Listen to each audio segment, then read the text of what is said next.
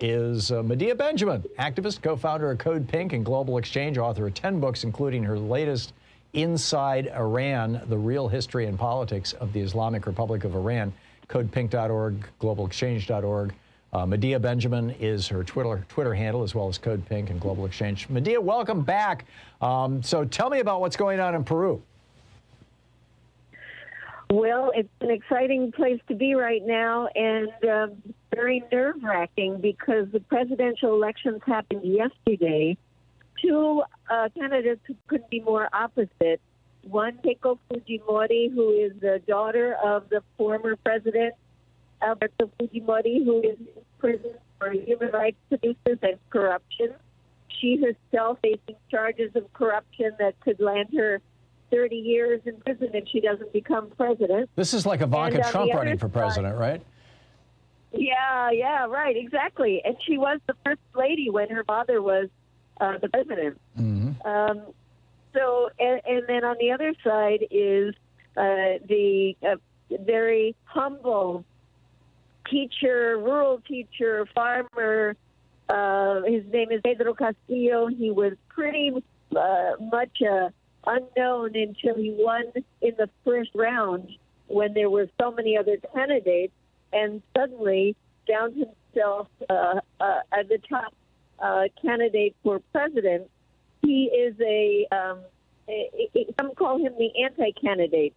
He has no Facebook, no Twitter, no real organized party. He was invited to be part of another party, and that's what he ran on.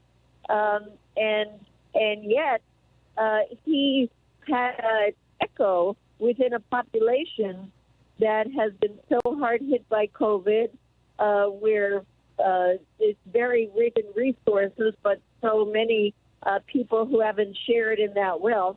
And he struck a chord with this simple slogan that says, "No more poor people in a rich country." And so now we're hanging on. He is ahead by a thread, a tiny, like 20,000 votes. It's really a cliffhanger. Votes from the outside the country haven't been all counted yet, and the votes from the rural area where he has his support, as opposed to Keiko Fujimori, who has her support in the cities. There are still rural votes to be counted. So that's where we stand now. It's a campaign between the wealthy elite, middle class, and people have been scared to death by slanderous right-wing media saying that Pedro Castillo is a communist and a terrorist, and people who are desperate for change. Wow, it's kind of a reversal of the United States. In the United States, the rural areas are the harder right wing, and the urban areas are the more progressive. It's fascinating. Absolute reversal, and even among the students in the city, they tend to be more conservative. The countryside is where the wealth hasn't been spread, and so you have places that are the center of the mining, the copper, the gold, and they're the poorest parts of the country. Right. So yes, it's very different than in the U.S., but actually there are other places in Latin America like this where you still have a lot of people without electricity, without running water. The school that Pedro Castillo taught at for 26 years, they had to build it themselves because the state didn't even build a school for them. Wow. I've been to Lima. I've not gotten out into rural Peru, and in fact, when I was there, it was like, geez, 40 years ago. In fact, there'd just been a bombing in the city. That was back in the old Shining Path Day, et cetera. What's going on also in South America? You've got elections in Ecuador, and a coup in Colombia. Tell me about these things. Well, there are people out on the streets in Colombia on a regular basis, a mass uprising against a very right-wing repressive government that has responded by sending the soldiers out in the streets to kill and otherwise repress the people who are coming out. And then you have in Ecuador, where the progressive candidate lost by just a little bit, that happened recently. On the other hand, you have progressives winning in Chile, Lula out in Brazil, probably going to be the next candidate and the next president there, turning the continent much more to the left.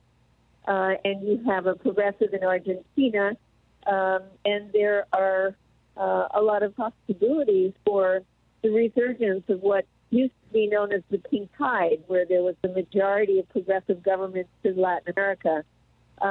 So there's a lot of excitement, and a lot is resting on just a small number of votes here in Peru that will make a huge difference to this country and to the whole region. And the other thing is, what is the role of the U.S.?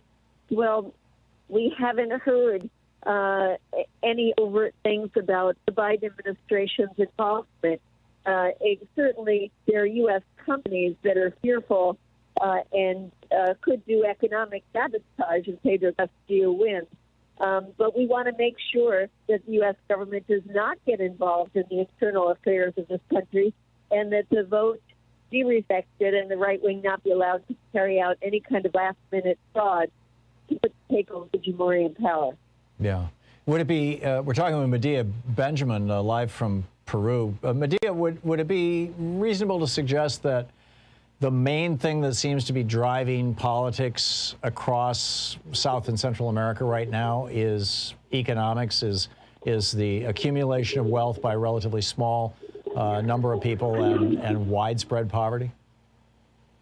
Yes, and then put on top of that this pandemic that has laid bare this economic model that says if you have money, you can get a bed in a hospital and save your life. If you have money, you could fly to Miami and get vaccinated. And if you don't have money, you're left to die. And here in Peru, it has the tragic distinction of being the #1 country in the world in terms of per capita deaths from COVID. Wow. So, yes, it's economic, and it's shown so clearly that if you don't invest in healthcare and you allow healthcare to be privatized, you don't invest in education, and it's privatized, that you're going to have masses of people who are angry, who are desperate, and who are demanding significant change. And that's what we see in Peru when a relatively unknown, totally underfunded campaign against a scion of what's called Fujimorismo, well-funded, he is winning. Right. Remarkable.